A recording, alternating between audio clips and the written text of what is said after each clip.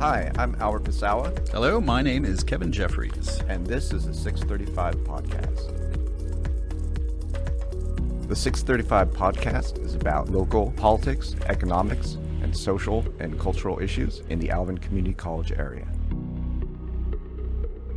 The views expressed on the show are those of the participants and do not reflect the views of Alvin Community College.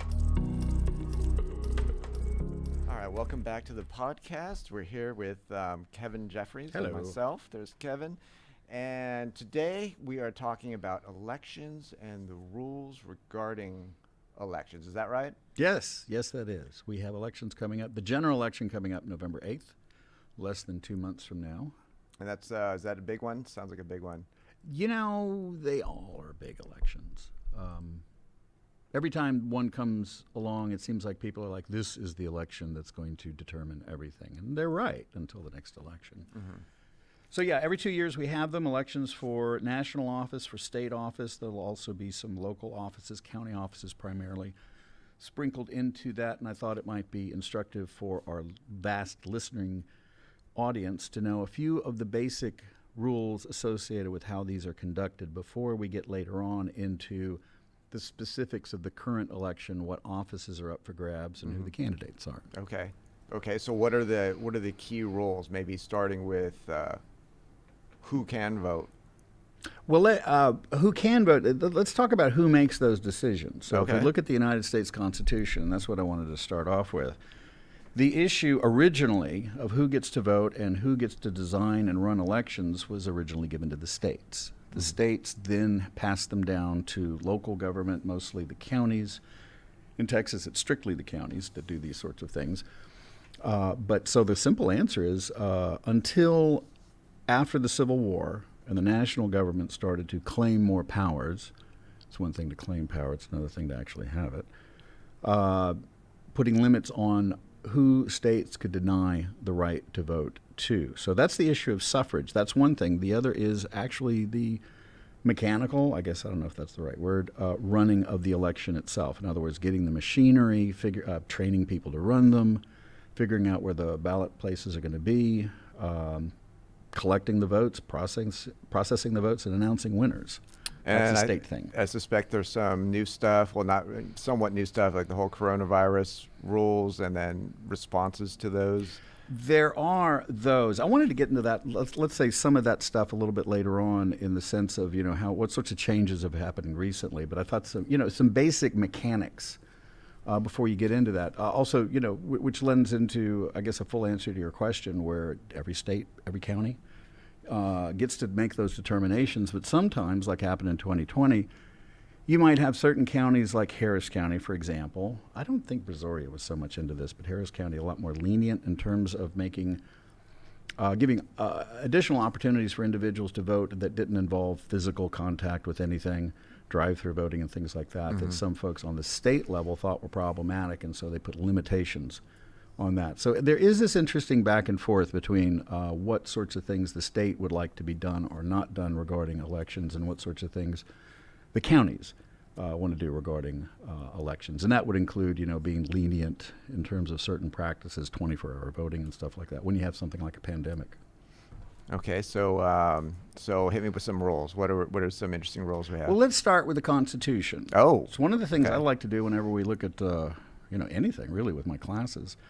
People like to talk about Constitution this and Constitution that. Well, believe it or not, there's some valuable information in that document, and a lot of it has to do with the first article, which deals with the Congress split in two. It's a bicameral system. You got the House of Representatives connected to the states. To the people, and the Senate connected to the states. And if you look at the wording for the House of Representatives, it's composed of members chosen every second year by the people of the several states. That means people make this decision. And by the way, until an amendment we're going to look at in just a second, the 17th Amendment, that was the only vote people had directly for individuals on the national level. Was the House. Was the House. And then the Senate was state legislatures. Okay. Up until the 17th Amendment about 100 years ago. You still don't vote for the president.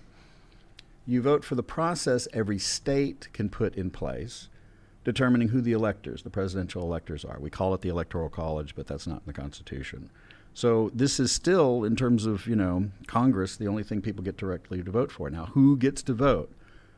As you mentioned a second ago, and I think I answered, probably poorly, the elector in each state shall have the qualifications requisite for electors of the most numerous branch of the state legislature. So the people that get to vote for folks in the House of Representatives in the state are those individuals. The state has already said you can vote for somebody in our state House of Representatives. So effectively, the national government giving to the states the full decision to determine who gets to vote. Whatever restrictions you want to put in place, you can do. That included property rights restrictions. In some states, it also included membership in a particular religion. And they don't touch that for 100 years. Okay, so that was the original, or the first 100 years of the Constitution. Basically, it's up to the states to decide and put restrictions on who can vote. Exactly, Okay. exactly. And there were severe restrictions. And again, it does set up the 2-year term, members chosen every second year. And that's an important thing to keep in mind. Every time you have an election for national office, every 2 years, the entirety of the House of Representatives is up for re-election. Mm-hmm. The entirety of it. Now, when we come to the Senate, if we look at the third section of the U.S. Constitution, and it talks about the senators, it does something interesting. Remember, you're representing the states, and so what that means is that since each state is its own unique entity with equal standing before the national government, that's what you're representing, each of the states equally. Mm-hmm. Wyoming has 14 people, I think, that live in it. California is 500 million, whatever Yes. it is, and they each are represented by 2 senators. And again, originally selected by the legislature thereof. Now, this is what's interesting about this election, because you'll notice when you vote, you get to vote for a member of the United States House of Representatives, but you don't get to vote for a member of the Senate from the state of Texas. We don't get a selection this time. You're talking current rolls, but this time around, there's no Texas seat that's up. In the Senate, because this is the way the Senate works. And it's an interesting thing to think about.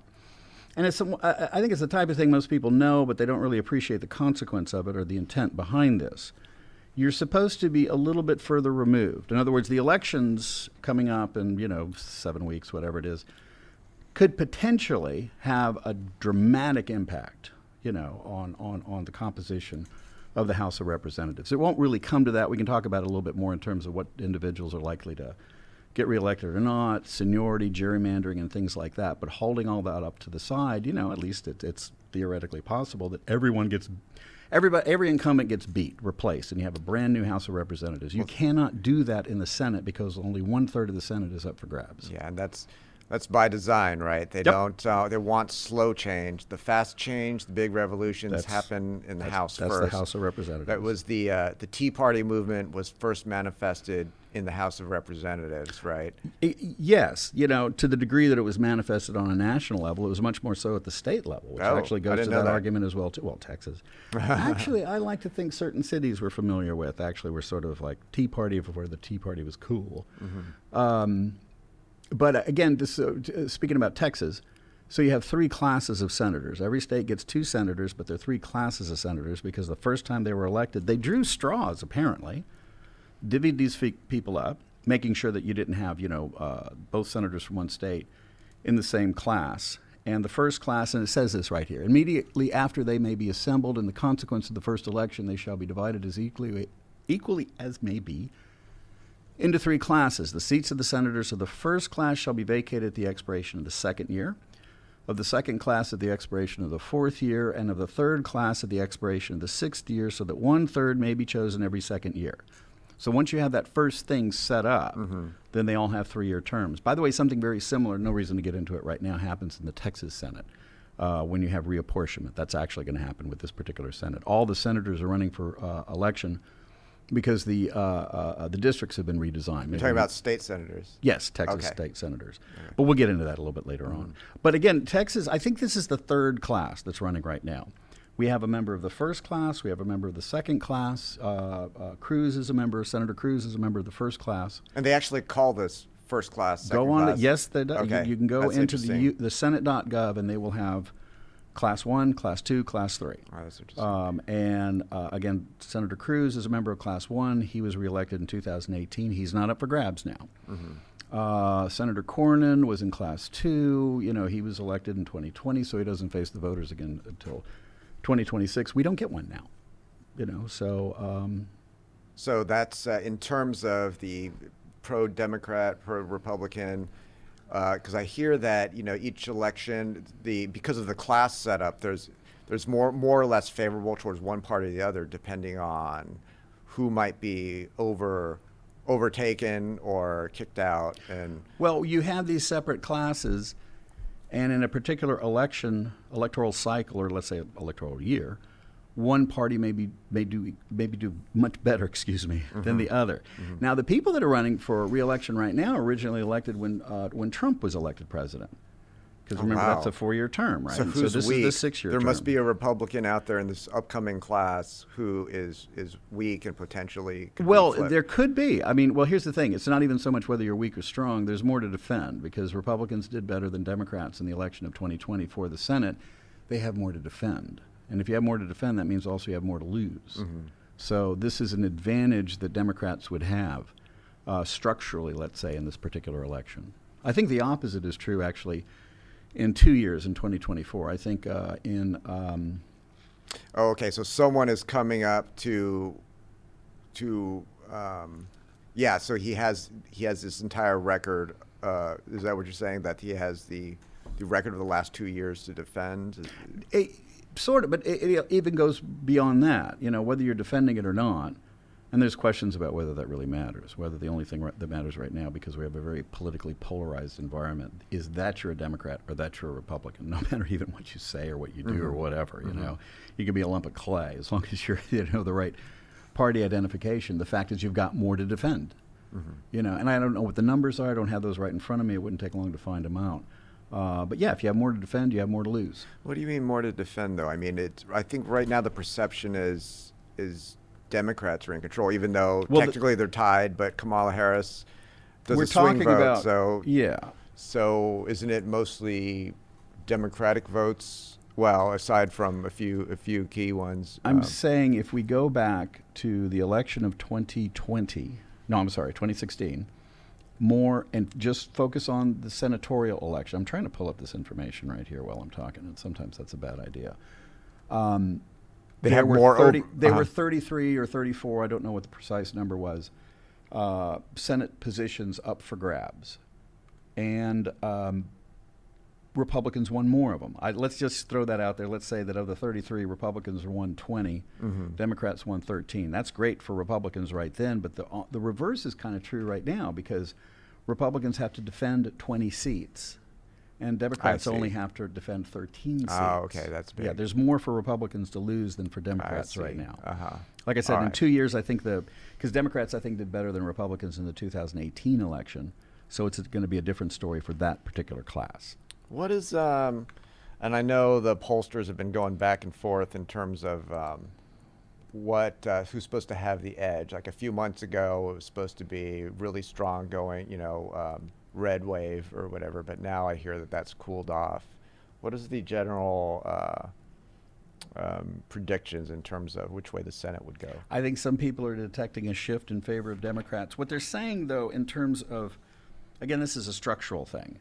With the exception of the election of 2002, the party that held the presidency lost seats the first time the president was up for, let's say, midterm. Because mm-hmm. remember, this is the midterm. Another thing we might want to think about in terms of how the Constitution sets up elections, it sets it up such that the president skips every other election. Biden is not on the ballot. But you generally see this tendency for people who are members of a party that does not hold on to the presidency to have more incentive to show up to vote. So that's argued to drive this wave against the president's party. Okay.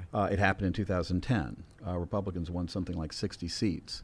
And again, it happened in 2018, where Democrats picked up seats, actually became the majority party in the House of Representatives. Now, the question is whether or not that's going to happen right now. Mm-hmm. Some folks are saying that the recent decision overturning Roe and a few other things, the ex-President Trump's influence on candidates in the Senate, you're getting some folks who might not normally become the nominee, might create some problems for them as well, too. So people are tempering their expectations that Republicans will do exceptionally well. Let's say it doesn't, whatever happens, it doesn't look like they're going to be able to replicate what they were able to do in 2010. But we will know in 2 months. Let me pull up really quick the political betting markets here. I want you, according to market bettors on predictit.com, Kevin, what do you think they are citing? What do you think the line is for?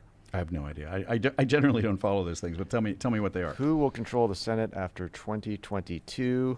They have Democrats at a 63% likelihood. Yeah, remember right now what you have is a tie in the Senate. You have 50 Republicans, 50 Democrats, and the tie-breaking vote goes to the vice president because the vice president was elected in the ticket with the Democratic ticket. With Biden, she has the tie-breaking vote. So that this includes status quo. If everything holds the same, Democrats still basically control the Senate. If it turns out to be 50-50 again, yes. And then probably the most interesting thing here would be which party will win the House in 2022. Right now it has Republicans, but only at 75% likelihood, which I believe, let's see if I can scroll down here, that I mean, I just remember if we scroll on out, yeah, Republicans used to be at, oh, wow, they used to be at 90% going back almost 90 days, but now they're down to 75% due to, I don't know, what might have caused that erosion. Well, again, I mentioned Roe v. Wade being overturned. You have a lot more women and younger folks apparently registering to vote. You had an interesting result. What was it, about 3 or 4 weeks ago? Kansas had a constitutional amendment, a referendum, yes or no, approve an amendment to the Kansas Constitution that would outlaw abortions in the state, and that was defeated by something like 20% in Kansas, which is normally considered, to be more of a pro-life state. So that seemed to indicate to some individual, I guess the betting forces, that you might have more mobilization. In other words, what this did was cancel out the mobilization advantage that the party out of power would have. Mm-hmm. Now you have mobilization on the party in power because all of a sudden this becomes about the Supreme Court. Yeah. In a tangible way. There's a real reason to get out and vote. But what I always thought would be most interesting is I wonder what kind of effect Roe v. Wade will have in state politics. Because, I mean, clearly that's the message that the Roe v. Wade being overturned is saying, is that the future of abortion, at least for now, takes place in state houses. And I mean, I would just assume that would energize Democrats more than Republicans. I mean, I would think that... And there's indication that it has. And actually, it's interesting you said that because there's some commentators, and I don't know enough about some of this stuff to really comment necessarily, but I guess the senator from South Carolina recently has introduced legislation trying to nationalize an abortion ban, which apparently members of his party are a little ticked off that he's doing. He's saying the quiet part out loud. Well, that's going to be to me, that would be a test of principles, because so many Republicans for so long have said this should be a state issue. And then to come out and say, hey, guess what? Psych, it's not a state issue. We're making it a national one. Well, there you go. Now we're just going to flip it. I want to see. Sure. I mean, I would be impressed to see a politician, in this case, a Republican, saying, this bill is a nationalization of something that should be states. We'll find out. We'll find out. And now you were saying what sorts of things could happen in the state. We're getting off a little bit here, but one of the consequences of the election coming up is control of the Texas legislature. Now, nobody really predicts that Democrats are going to take over the legislature, certainly not the Texas Senate, but it's come very close. One of the reasons why Republicans really got their act together was when Obama was elected in 2008, Democrats came within one seat of tying the House of Representatives. You had 76 Republicans and 74 Democrats. Now, Republicans have done pretty well since then in pulling out ahead, but that doesn't mean that Democrats can't again be within striking distance. So a lot of the things that the legislature would do regarding abortion and whatnot, beyond what's already been done, would be up for grabs. And again, is this the type of thing that mobilizes individuals to the poll? You might get a kick out of this, but just what sorts of other things might be going on? I've got one of the things my classes have been talking about recently, because I asked them to. There was a story in the Texas Tribune about this issue with a pregnant North Texas woman pulled over for driving alone in a high occupancy vehicle, and she told the officer that she wasn't alone. She had a legal person in her belly, meaning that there was two people in the car. You know, and raising this interesting question. That's what this particular story gets into. And other lawyers are kind of saying, look, this is a serious thing. If all of a sudden the fetus is a legal person, and for abortion, how about other things? How about welfare benefits? How about census counts? How about all sorts of other things too? So that's part of what the legislature would have to figure out. In other words, those individuals that are going to be elected to the Texas legislature in 7 weeks. I think Republicans would call that bluff any day. They would be happy to take it. They'll say, all right, if that just means you're in the commute lane, but we get to keep a ban on abortion, I think they would be fine with that. What would it mean in terms of welfare spending different places? You know, you have an area with 50,000 eligible people, but 5,000 are pregnant.